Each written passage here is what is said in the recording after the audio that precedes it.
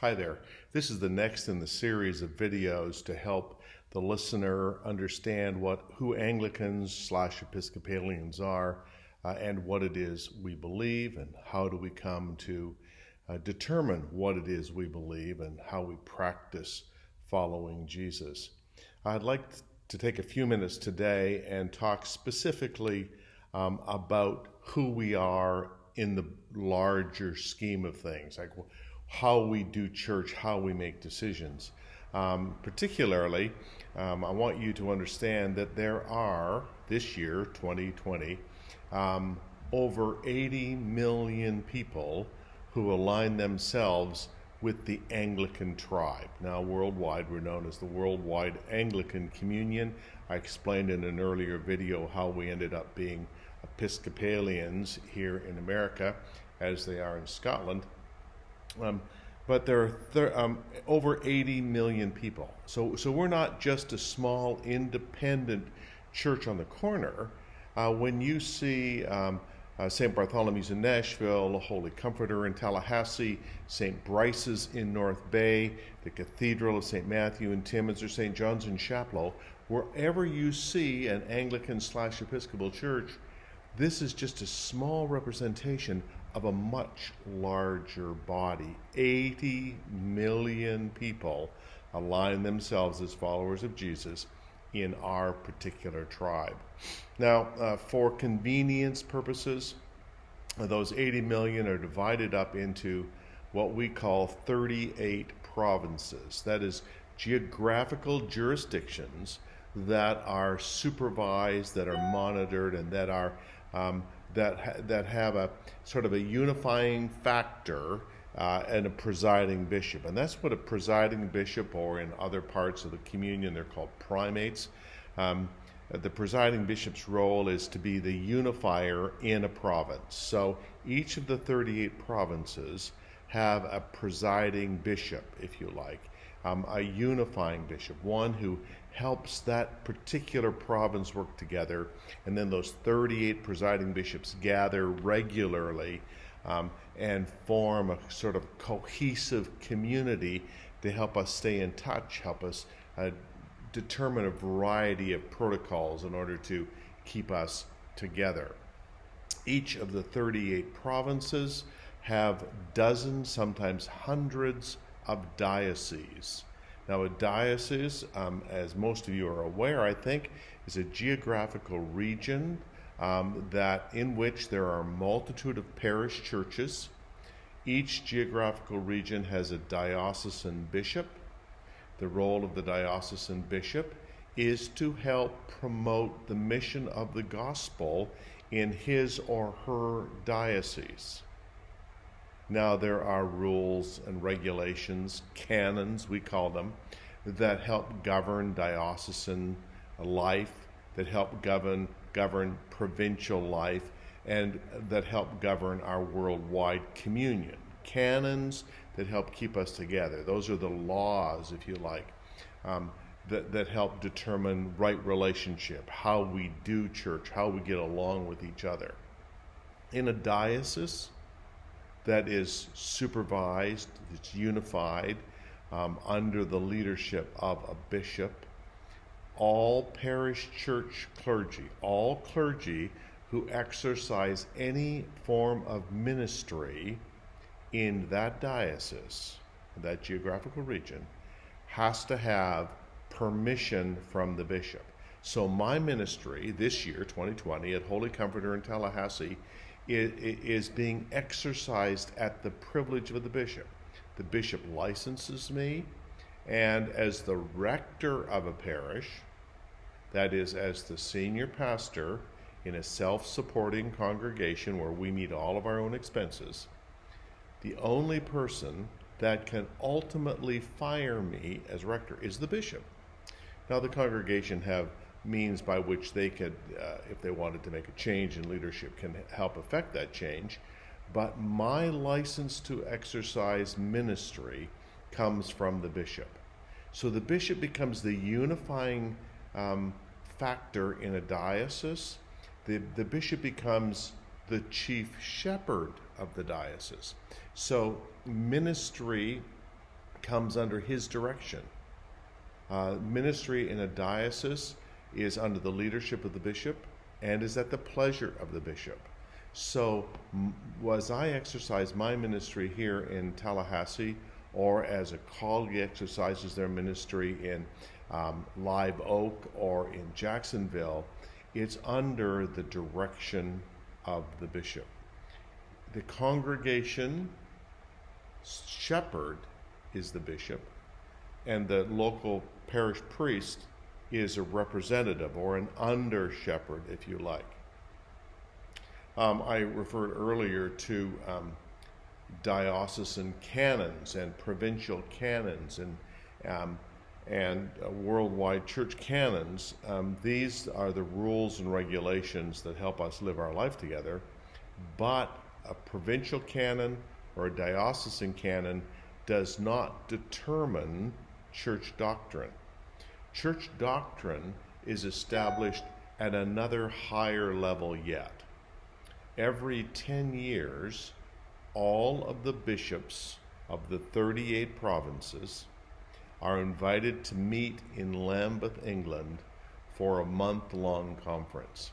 Now, in preparation for this conference, they spend 2 or 3 years in prayer or study of an issue, and they meet to determine what the standard of faith should be for the worldwide communion. So if you pick a doctrine, that is a statement of faith that we adhere to as necessary to live our life together in lives that are pleasing to God, statements of definitive truth that we subscribe to, it is this Lambeth Conference of Bishops that wrestle for the better part of a decade over an issue.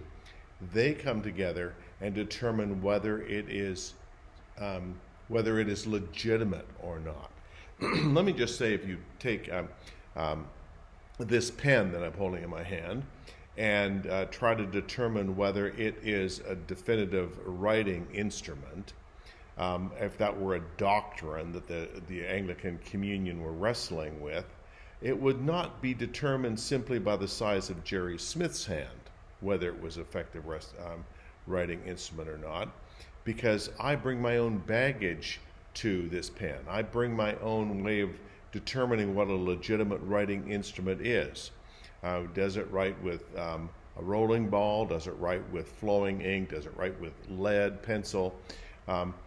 When it comes to determining the authenticity of an instrument like this, bishops from all over the world bring their own opinions, bring their own baggage, bring their own experience, and consequently, they bring a holistic approach to determining what is right doctrine. It would be like that old joke about 4 blind individuals trying to describe an elephant. Each one has a hold of their own little part of the elephant, and one describes it like a long snake or like a tree trunk or a snake or a leaf, the ears. But it takes all 4 of these people to accurately describe an elephant.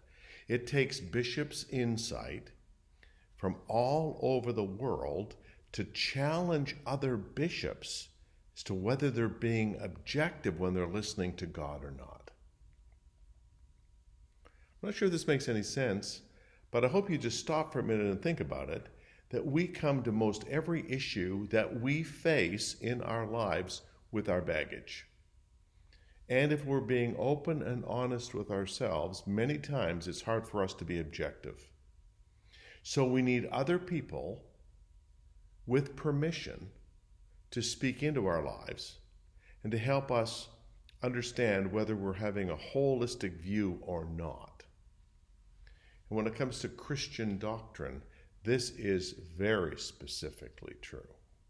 So the whole of all of the bishops from the 38 provinces who supervise 80 million followers of Jesus gather together and pray and study and talk to determine whether a particular practice legitimately assists the growth of the church and the maturing of believers, or whether it's a deterrent.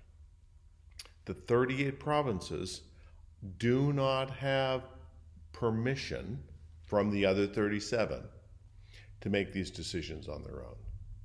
And one of the canons of our church describes what we need to do to stay in good relationship with the other 37.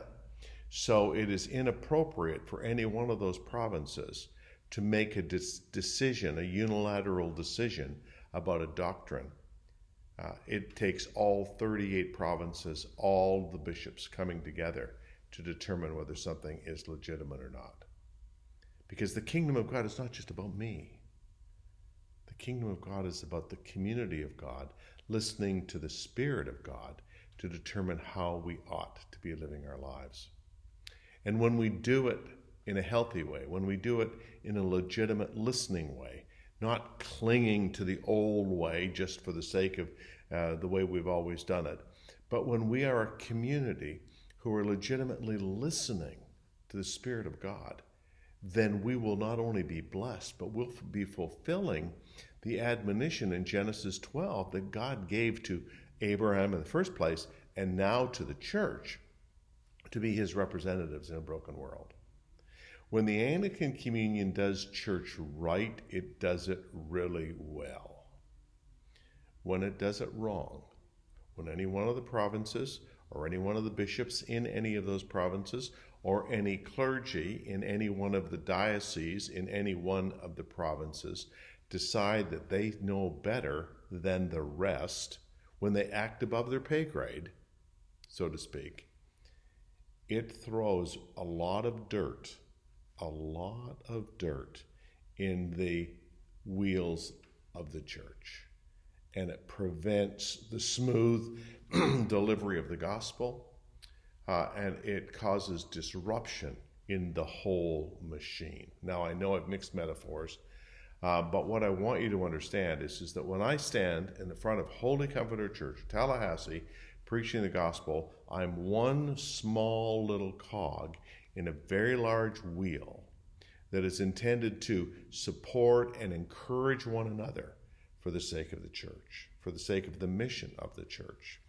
You see, among other things, a local diocesan bishop not only is the unifying factor in the diocese, not only is the one who motivates and encourages the mission in that particular diocese, but that bishop also helps us be aware of the mission of the broader church, so that we know that when we support the church in our diocese, that supports the church in our province, then the province also supports the church in the other provinces of the world.